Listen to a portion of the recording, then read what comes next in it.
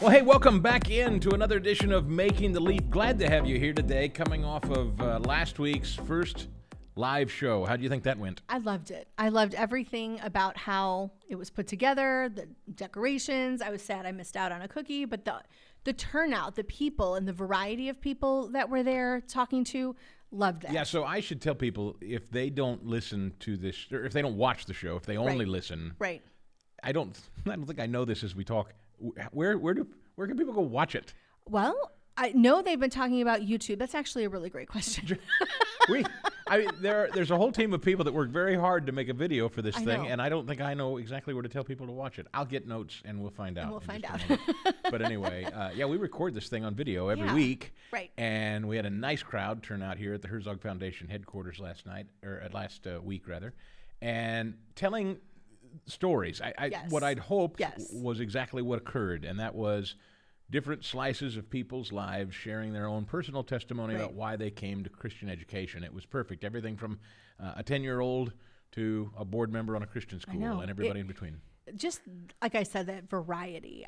There were some. So first of all, if you're listening to this episode and you haven't gone back and watched last week's and listened, you totally should. I think that's a huge piece of it because, well, for example, I thought one of the primary amazing connections that came from last night. There were several in my mind, but one of them was the team of women that were here. So they came down from a small little town north of here. Mm-hmm. They are looking to start, and they're like balls rolling. They're going. They're looking to start a small school. It's out of Cameron, Missouri, and they were there listening. Talking to you a little bit after. I was sad that I didn't get a chance to talk to them because I had been hearing through Facebook just different, like, oh, there's this new school starting. And they said to you that after sitting here, you were like, okay, so what'd you think? And they said 100%. They know they're doing the right thing. They know they're in the right direction. Everything that they heard last week when we were having our live show, that solidified for them that they know this is correct. Yeah, it affirmed it for them. They said that there are two teachers in their community, in a smaller community to our north, as you said, and I asked them, I said, is there any Christian school anywhere in your community, anywhere near? They said, no. And I said, so where are you starting it? And they said, our pastors of our church said, go, run with the ball. If that's what you want to do, do it. And kudos to that pastor. Like, that's right. Huge. And they're doing it. It was like it was put on their heart, and they're doing it in the same year. Right. That's ambitious. And they're doing it with the help of the School Box program here at Herzog. Which I think is tremendous also. And that was a great thing I thought about last night, were the connections to be able to really advocate for what that's about. One of the two of them said to me, I said, what are you thinking? What's the trouble? What are you, what's giving you some misgivings? Mm-hmm. And she said, I was so glad that one of the things that was addressed was size. Yeah.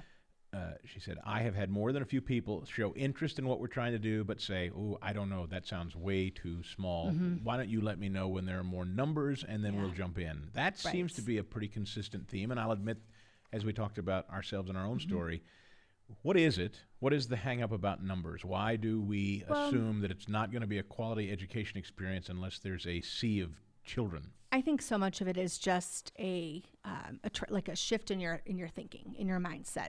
Because what do most of us who have not been sitting in this realm of Christian education, which tends to be, not always, but tends to be smaller classroom sizes, what do we know? We know classrooms that are big. We know communities that are big. We know our kids all had class sizes, elementary school, they were around 100. And we tend to think of that as a good thing, that there's this wide array of people.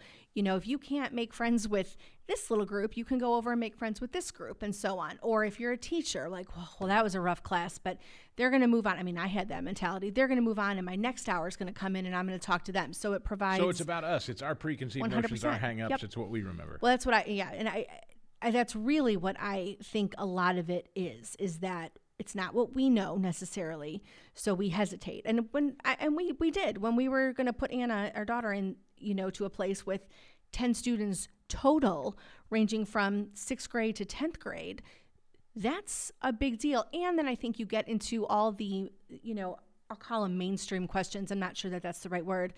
Well, how are you going to teach math to a 6th grader and an 8th grader and a 9th grader? How are you? They're all at different levels. So what it really is coming down to that differentiated education. What really how it's going to work has to have a lot of flexibility on the part of teachers, has to have a lot of understanding and flexibility on the part of parents. I think parents want to move from schools and they want that immediate solution. But I think sometimes, especially like with this school starting, that first year, those first few years, it's going to be a lot of give and take on behalf of everybody. And so it's harder. And it's also important, and it's also what our homeschool friends will often say to us, and it's a good reminder on the other side of it. Why are you rushing to make a Christian education experience look like the mirror image of a public school education? Isn't that the point? We don't want it to look that you're leaving the public school for a private education. Why do you want to hurry up and try to make it mirror public? I wrestle with that because I do think, I even know in Anna's school, that is something as they grow. Some people have, we've talked about this before, some people have real misgivings. It's getting too big. It's getting too big. While as others say, well, no, it needs to get big to get competitive.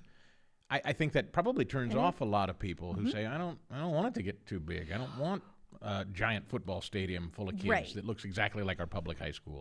I agree. And when we talk about this, and things getting bigger, I've really found enough people now over the last 2 years that I have let go of some of my thoughts about getting bigger. And I've really come to say, like, well, the benefit, the real benefit and real draw of getting bigger is that you have more kids really on board for Christ. That's really what it is. More families, more kids focused on their ultimate salvation, which is what we're talking about. And so that may, in your building, mean there might be more opportunities for sports teams, for science labs, for all, those things. I think those are good. But at the core of it, I think it's okay if you're getting bigger.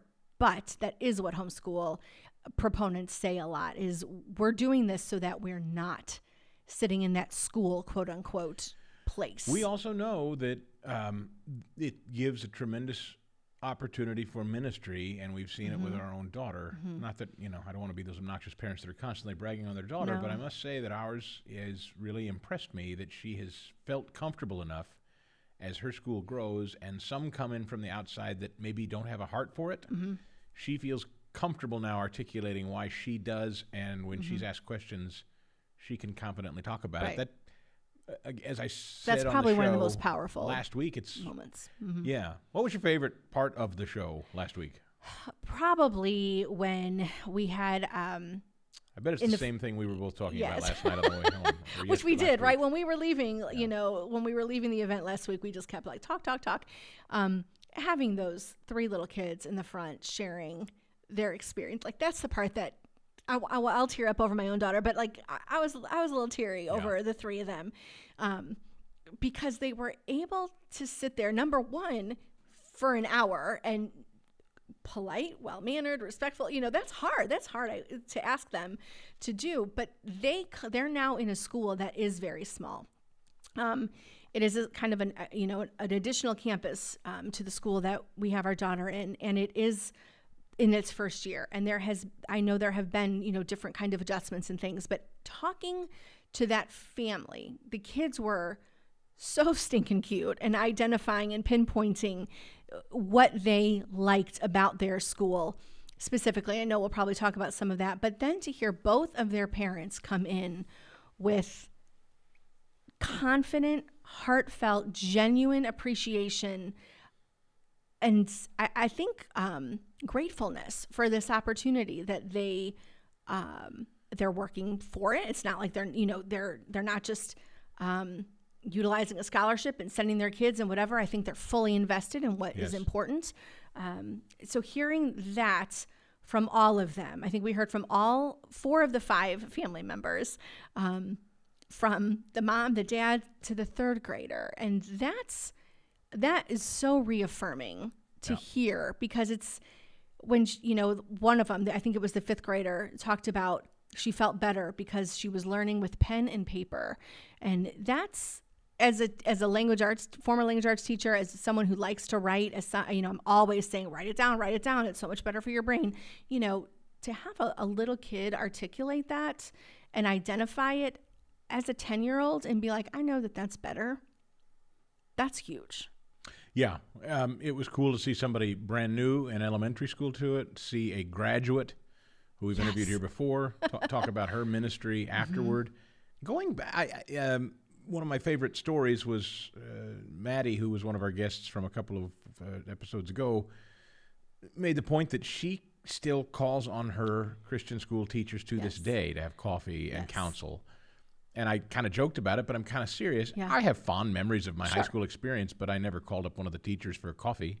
Well, I know she's in and out of the building. And again, not every school operates the same way. Not every environment operates the same way. So we can only go off what we know.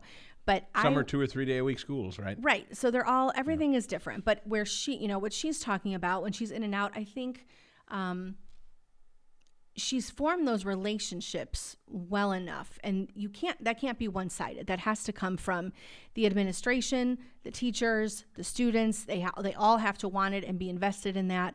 I definitely can see exactly how that mentality, how that system works for her. And so she is, and it's not just her. I've been in the building when there's, college student comes back, they pop in and there's teachers high-fiving, hugging. One of my first memories was being at a high school football game, and you were still back in Pennsylvania, and I had our daughter there cheering. And I was sitting all by myself. I mean, I was totally like, I don't know anybody. I was just sitting there, but I went, we had to get her there. And I watched kid after kid after kid, these kids that maybe didn't go away to school or were staying local for school, coming in, hugging the Bible teacher, hugging the other, their language arts teacher. Hey, like that's a community family feeling. Yep. And I think we're a fairly decent sized school in the area. I know maybe that wouldn't happen in a really huge school. Maybe it would. I don't know. But I think that smaller mid-sized school lends itself well to that. But there was nothing like watching those kids walk in, high-fiving, hugging parents, teachers, other kids, leaning over, hey, and that has stuck in my head. And when she was talking about that last week at the event about how she'll, grab a teacher for coffee, she's not kidding. Like she wasn't exaggerating. I see it in other students that pop in. You and I comment regularly on the students that seem to take the lead in roles where they're emceeing events, where they're hyping up, different kinds of pep rallies, where they're in the musicals. And we see this poise and grace. I've seen it at the sports banquet that we held, or, that was there.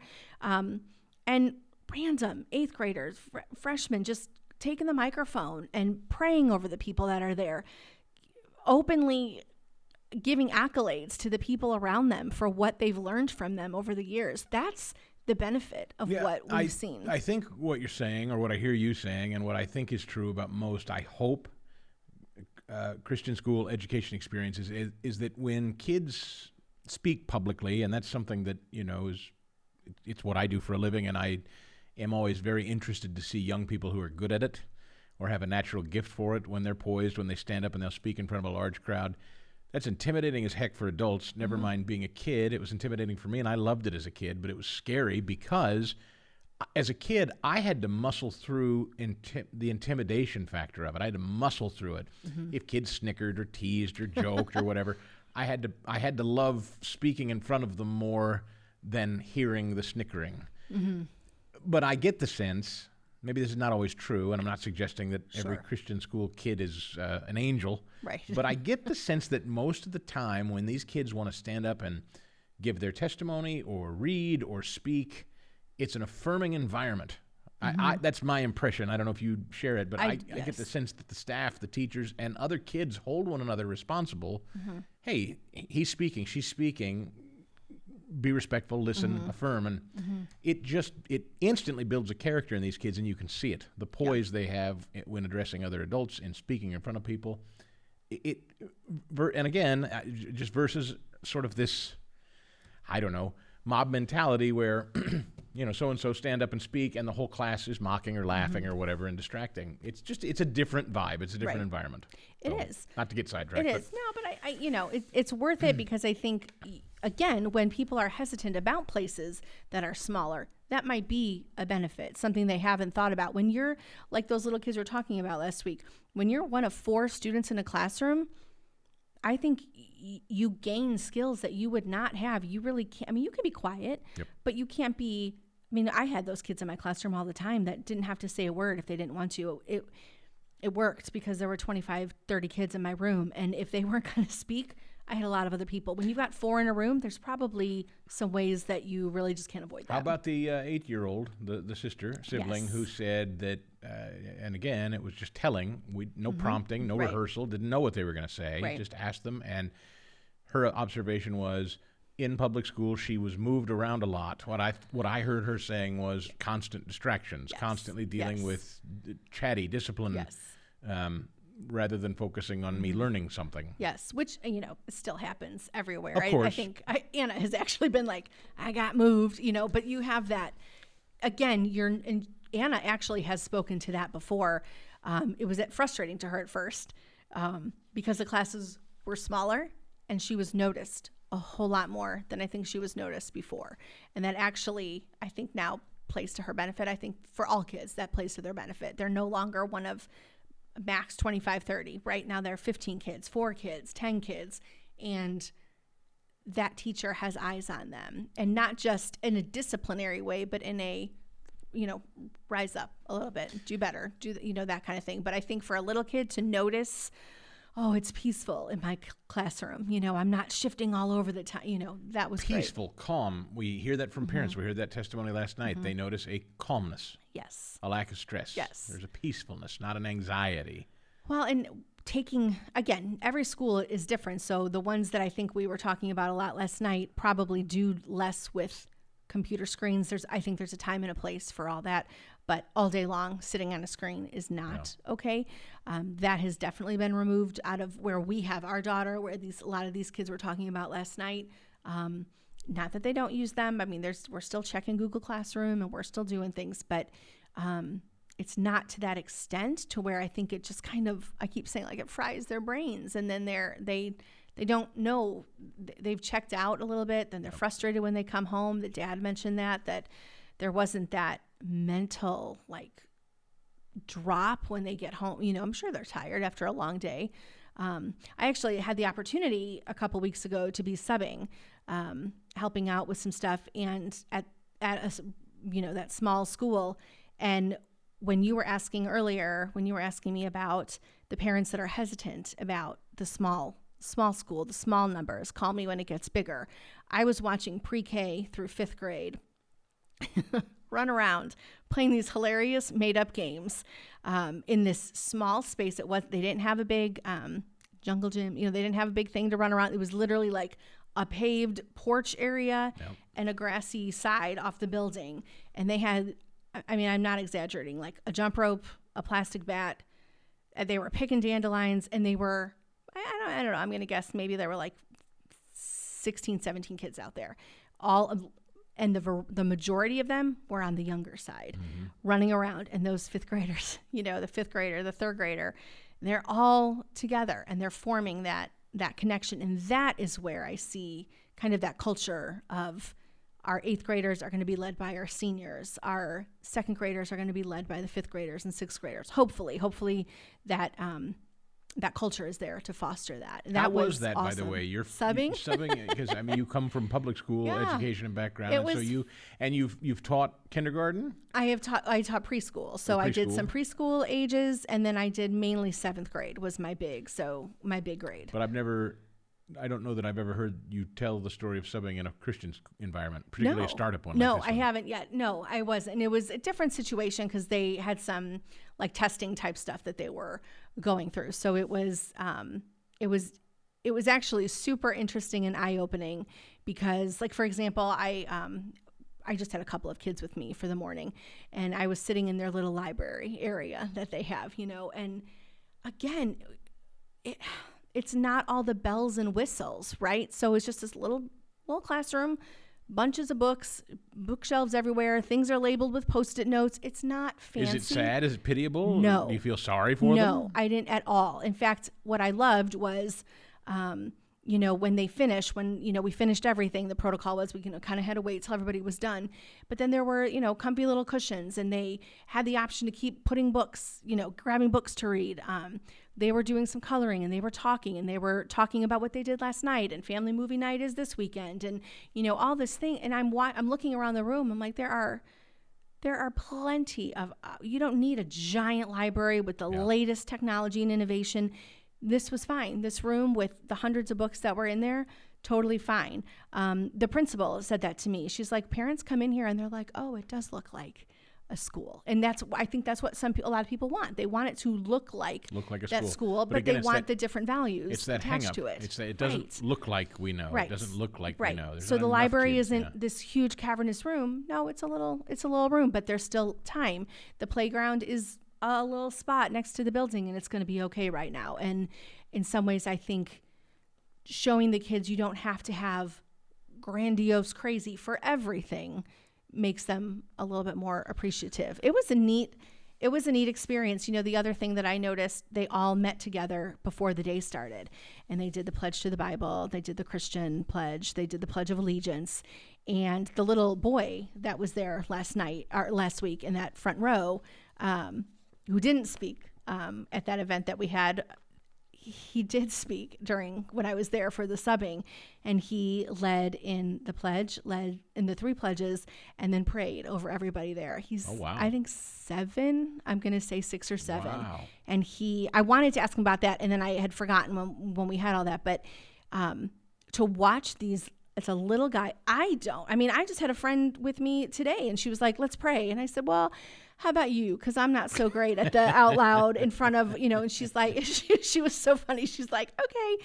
But this 7-year-old in front of 20-ish people, said a prayer for the week, prayer for the day, led everything. And I just thought, what a cool foundation. So if you're hesitant as a parent, I would not be hesitant. I think there are tremendous benefits in looking small versus big, or homeschool versus big. And by the way, the kind of happy conclusion to this is what we're finding is maybe older kids, maybe middle school and high school, still not the case, but I'll tell you, young kids, kindergarten through 5th, are you not starting to notice that schools are starting to bust at the seams? Yeah. I mean, again, I talked to numerous people that when the people that are doing all the, the entrance admissions type stuff, they're like, we're filling up grade level. I have a friend who's on a waiting list now for her oldest, and she's like, so what does that tell you? What are we noticing culturally? Here's what I think, because let's be real for a second. I think a lot of people are concluding, well, our older kids are already too far down the road. We're not going to put them in Christian school. Probably not the correct way to think, I would say, by the way, knowing what we know now. Right. But we did that with our boys. Right. We put Anna in 6th grade. Are we noticing that young parents of young children are deciding we're not going to screw around, we're going to get started right away? Yes.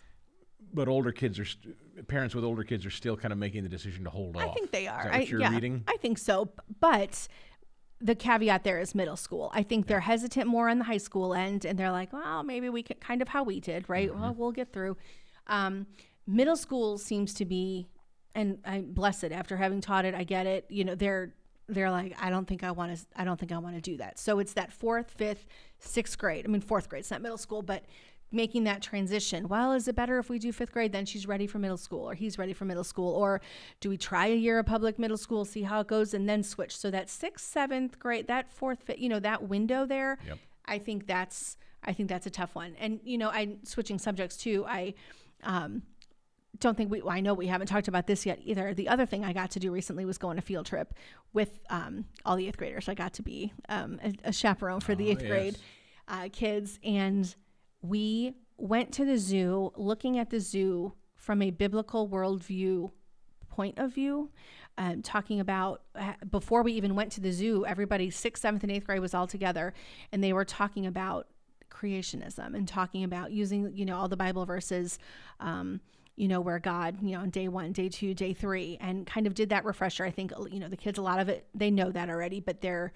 reinforcing it. And then you're going into the zoo talking about, where did this giraffe family come from? It's not the one cell that branches, it was this group, family group, this animal group, this animal group, this animal group. And it was neat to approach it and look at it from the wonder of God's creation versus how I think any other zoo trip would have gone. It was really interesting. As I hear you talk, I imagine that there would be people listening to us right now who, and I can only put myself in my own shoes here when I say this, Christian my whole life, raised in the church, I believe in a creator, I worship Jesus, and yet there was something about the notion of, even if you'd said to me Monday through Friday, you can send your kids to a Christian school and they will learn about creation. I wasn't hardwired to think that was, I don't want to say, the word's not inappropriate, but there was something about it, I was biased against it. Well, I don't know why, because it comports with what I believe, but there was something, I hate admitting it, but I must, and I know there are a lot of people listening to you talk about it right now that think, well, so, okay, you're sending your kids to school for an education, and it sounds to me like it's just extended church Monday through Friday, right? It probably, and by the way, is there anything wrong with that? No, I don't think there is something wrong with that if it is steeped in the Bible, right? Because I think you can, there's places, we've talked about this, that have Christian education that is probably not 100% biblically based. I talked with a parent actually on that field trip who has her son in a different high school location. It is Christian, and they are not addressing creationism first, kind of like when we interviewed that woman last year who said she teaches all of it, then comes back to talking about, the creationism piece with regards to evolution. I think for me growing up, in kind of answer to what you're saying, I think what I always thought was, well, they kind of coexist. And we've had people talk about how, there is this and then there is that science piece mixed in. Yes. But to firmly say, our world was created by God first and foremost, no. I don't think I ever, as a kid growing up, high school, college, that was not my mentality. I just kind of thought you had to figure out a way. Well, listen, we had a pretty raw moment last night. I was a little shocked to hear Anna, again, our daughter, say she wasn't entirely sure she believed in Jesus. Right. And that's nothing she's ever said to us. Right. But that's a huge thing because, again, what we talked about is it's that 24-hour, 7-day a week really addressing this as God is in all of this. And I don't think we ever addressed that with our kids. We never, what I kept thinking about when she said that was, okay, we never talked about that. And if we just said, let's just soldier on, let's just push through and never address this and never moved her and never gone in a different direction. Right. I don't know what she would have grown into. And I don't know that we ever would have pressed ourselves to find out. Right. And to understand how to lean into Jesus, how to lean into faith, how he is the breath of everything. That's not an easy concept for kids, especially if they're confronted by everything that kids are confronted. And if you're not, we know a lot of people now that they're like, nope, no phones, no social media, no nothing. Like there's a lot to that, right? Yes. I have no qualm or argument with that at all. But if you are going to go the route of phones and social media, I think even more so you need to be invested 100%, because I think about the stuff that Anna has said. Science was the hardest thing, probably one of the hardest things to make that shift, right? You're going from learning about Darwin and everybody else, to being like, oh, well, that might not be fully correct. I keep thinking about, our older sons, and like we should be sitting down, and I think we actually will, the more you and I talk, to say to them, look, here's the Christianity piece, this biblical worldview. Here's the secular worldview. We want you to understand the difference.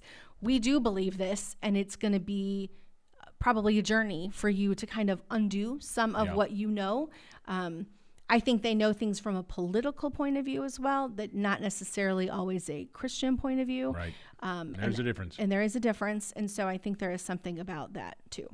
Well, it was just a tremendous event. It was. And yes. Again, 50 plus episodes they were mentioning, which when I lay it out, I'm like, well, that is crazy that we've done this. So we thank you for turning out if you physically Yes. came, and thank you for your Yes. written reviews and your 5-star reviews at Apple iTunes and Yes. Spotify. We're thankful for all the people that, made the leap, that just within schools, within their own families, starting schools, taking that proverbial leap and taking that risk. I think I love these signs because I just think it's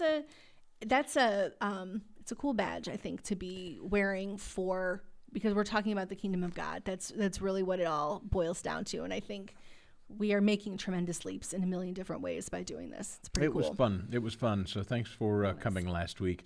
A couple of stories at The Lion, our sister publication here at the Herzog Foundation. If you don't know it, go to readlion.com. Great headlines there every day. Josh and his team. People write from all over the country for The Lion. And there are a lot. I've been, I'm on there pretty much every day, reading through things to keep kind of, I guess, ahead of what's happening. So there's always new content to be looking at. The guy that we call President of the United States had an interesting turn of phrase. It's not unfamiliar to those of us who watch the culture and listen to government officials these days talk about our children.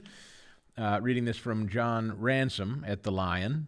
In a partisan speech on the eve of announcing his re-election bid, Joe Biden, joining First Lady Jill Biden, sided with the teachers union and their progressive allies against parents. Remarks made at the State and National Teacher of the Year celebrations.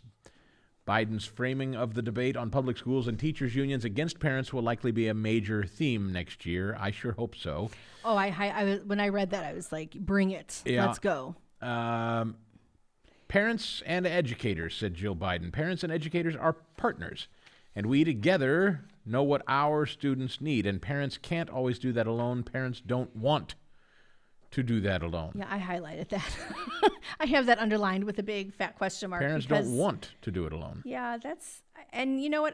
I don't want to necessarily do this alone, but I sure don't want to do it with the mentality that someone like Jill or Joe Biden have, as in their forefront of their thoughts. What about this idea that you're a book banner? We're going to hear that a lot. We're banning books. Yes. That was something you're explaining the unexplainable. Banning books.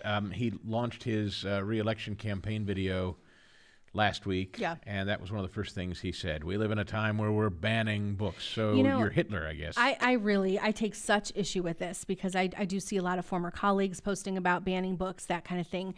We're not banning books. And it's in this article. I don't want any of my kids, I don't care what age they are, reading pornography or a rewritten history that's not accurate. I'm not banning the book. And this is actually, a lot of people would argue with me on this. If they're going to be on the shelf in a public school setting, then I guess they're going to be on that shelf. But I want to know that my child is not going to be reading it and they're not going to have access to it. I would like to get it off the shelf totally. I don't want it there. But if it's in a library, if they're going to argue and they're going to keep it in there, then I want some kind of safeguard, because I'm not about banning books for just a content of an 18-year-old can read something that's a little different than a 14-year-old or a 13-year-old, but inappropriate material. There's a reason we don't hand our phones to kids. Any parent really doesn't hand their phone to their kid and say, go at it. Every parent is talking about how to restrict material on a phone. Why on earth aren't we doing the same thing in a school library? Yep. There is no difference. Pornography on shelves does not need to be accessible by even younger than a 14, 15-year-old. I mean, I get into the debate for high school level, but it does not need to be there. Now, I will say there's subjective for a lot of people. I've seen books by Toni Morrison that I don't think they're horrible for a 17, 18-year-old. I read them in college. I didn't read them in high school, but does the 8th grader, 14, 13-year-old need to get them? I don't think so. No. So it's not a banning of books entirely, but it's getting rid of that material. Nobody needs to be reading about having sex in the school. Like that's not necessary for any curriculum. There's this hyper focus on sex and sexualization and gender. It's really weird, and it's people of goodwill. Mm-hmm. This is not a faith-based argument. No. This is not an analytical academic argument. There's this really dark, weird obsession with talking to kids about sex and exposing them to gender ideologies and gender confusion and sex content and book. Right. It's an obsession. Well, when we're talking about constantly asking kids all the time, what are your pronouns? What are your pronouns? I made it through every year of my teaching without one time asking a kid, he, him, she, her. They never had to do it. We managed just fine. So when you start there and you're saying, well, you think you want to use the other bathroom? Go right ahead. When we start at that base level, what's the surprise there? Of course, it's going to morph into something else. And the other thing that President Biden said, I know the man we call president, I know, but he said the statement that I took huge issue with. Also in that article from The Lion, there's no such thing as someone else's child. No such thing as someone else's child. Our nation's children are all our children, which sounds a whole lot like it takes a village. Yeah. And when you take things like that, it all of a sudden erases the idea that I, along with our creator and you as a partnership, we are the ones. Well, it's collectivist speech. Right. And we are the ones that take care of our kids. But that's also how public education came to be. And we've learned that from people like Pete Hegseth. The history of public education is rooted in collectivism. Yeah. It's collectivist groupthink.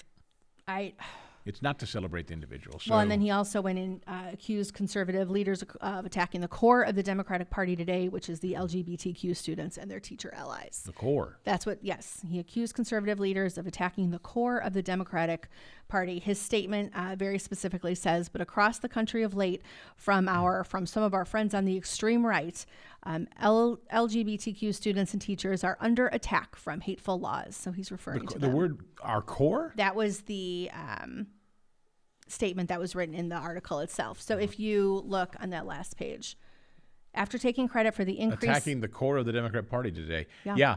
Written by John Ransom. Yeah. Well, I mean, look, that's actually pretty fitting. The core, LGBTQ, that's not a full double-digit percentage of the total population of people. Right. And when you're talking about transgender people, you're talking about less than it's 1/10 of 1%. That's the core of your entire party platform. I mean, that says a lot, but okay.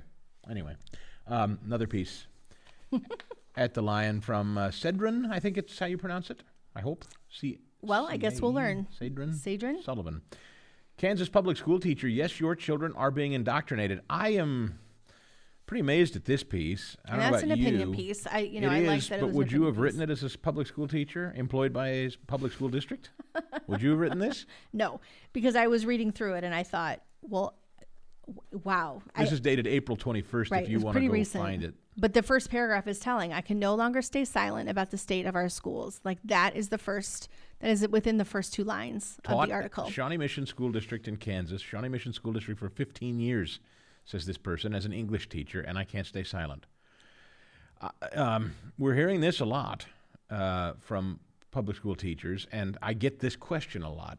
What are public school teachers doing to push back? If they really have a conscience about this and they feel sick about it, why don't they leave? Why don't they push back? Well, some are. Apparently they are.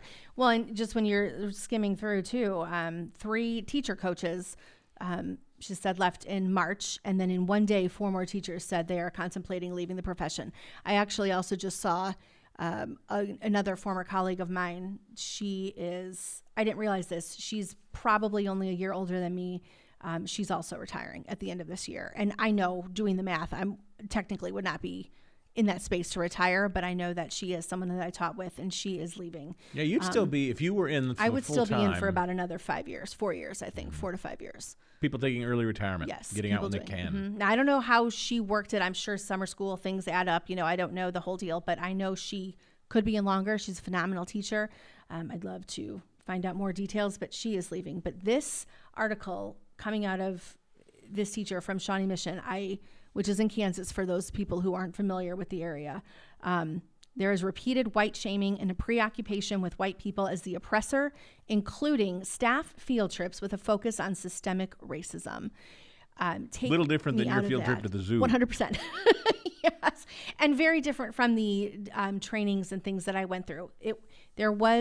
I remember bits and pieces, but it was not the prevailing view throughout all my trainings and all the different things. It was not there. We always had bits and pieces, but it wasn't that idea of white shaming and the focus on the white people as the oppressor. I just think, what are we doing? The Shawnee Mission, the Shawnee Mission School District in Kansas is a very, very high-profile district. It's a well-funded district. There's a lot of money in this school district. This individual writes, they pay $3.5 million to out-of-state agencies to recruit and retain more educators. We're losing good teachers because of an imposed divisive rhetoric that doesn't inspire mutual goodwill, a strong anti-capital. And so for you people that say, it's not happening in my school district, we've got a great district. Oh, careful. Here's what she says, or he. There is a strong anti-capitalism, anti-conservatism, and anti-American bias in DEI curriculum, diversity, equity, inclusion curriculum, with an emphasis on white fragility, how to be an anti-racist. I have been in workshops, writes this teacher, where teachers were discussing how to incorporate the 1619 Project in their English curriculum, how to use Orwell's book 1984 in class as propaganda against those of one political party, which is the height of irony. Right. One teacher referred to me as a Nazi and a fascist for disagreeing with her views. There is no ideological diversity. There is no substantial counter-argument allowed. It is wreaking havoc on morale. At the staff meeting this month, we were told we should refer to students by their preferred names and pronouns during the school day, but hide from the parents the fact that their minor children are transitioning at school. This is also a consistent theme. The obsession with the sexualization and then hiding conversations like this from parents when they happen. Well, and later on in this op-ed, the author does go on to say, I am just one voice within the public school system, but there are many teachers and students who, like me, feel silenced and ostracized. So if there is ever a group of people that probably need prayer and support, I think it is those teachers that feel stuck. And we work hard to not bash on teachers. I think this is an administration problem and beyond. However, I bet there are administrators that also feel stuck. And when I read that after you had sent it to me, I just thought that is an incredibly horrible place to be as a teacher when you enter thinking you're filled with this, you know, ideal of just, yes, you're reading stories and you're writing and you're learning and all these, and then you've got this. You've had to become a monster, an ideological monster. Right, and you've got to shift it. And I don't know. It's so easy to always say I would never have put up with that. I don't think I would have, but I bet I would have put up with it longer than I would have wanted to. Probably. God didn't want you on that trajectory, but we're not, right. So all those years ago when I was like, okay, I'll stay home, thank you, Jesus, because I didn't even have to go down that path, but my heart breaks for the people that do. And the point is, it doesn't have to be this way. No. It just doesn't. I mean, you told the story last week that a woman we go to church with, she's leaving public school, retiring early, and she's going to start teaching at a Christian school. Right. We know of another Christian woman in our church who teaches in a public school setting, and you said to me that she very specifically walked in and said, I'm going to teach here, but here's the way it's going to be. Right. Because I'm a believer. And said she could do that because her principal is also a believer, and that's a big deal.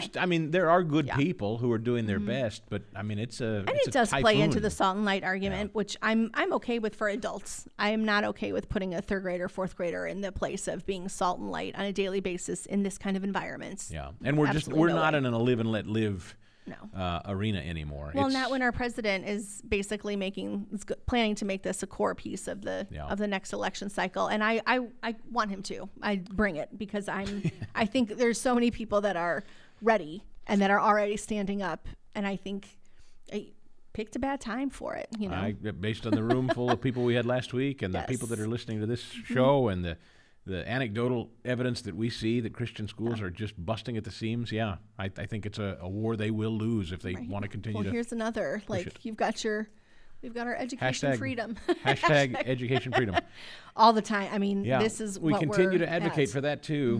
Wherever you live, lean on your state representatives. Find out who your state representative is. Find out who your state senator is, and ask where he or she stands on allowing you to have your taxpayer money back in your pocket, where you can spend it as you see fit for your child's education, wherever that may be, at their public school there in the community, or a homeschool setting, or a Montessori school, whatever. But it is your money, so let's get our legislatures and our governors to give it back. 6 have so far. Right. And there will be more. We're getting there. As always, when you are listening, when you're reading articles, when you're, going along with all of this that we're talking about here, feel free to leave us a comment. You can find us on Instagram and Facebook. They're at Making the Leap. Email at hello@makingtheleap.com. Twitter, making_the_leap podcast. We always welcome the feedback, the emails and the comments. Great turnout last week. We're so looking forward to putting out the next round of podcasts, talking about everything, all these issues. I think we're really going to be looking forward to. And we're always meeting new people. Schools, people. We've already got families. New guests in the hopper coming to you. Some great stories of people, inspirational stories. What I love is how the stories feed one another. Right. Someone hears someone else, and so we want to keep bringing you stories that hopefully will encourage and inspire you, either as a parent or an up-and-coming Christian school teacher, or maybe administrator, or somebody that wants to plant a church or school. It's huge. So, thanks for tuning in today. Thank you. And we'll see you tomorrow, or next time. Not tomorrow. Next time. That's you. Yeah. I do it every day. We do this once a week on Making the Leap. Making the Leap is a podcast presentation courtesy of the Herzog Foundation. Please rate and comment on the show, as well as subscribe so you never miss an episode. And we'll see you next time on Making the Leap.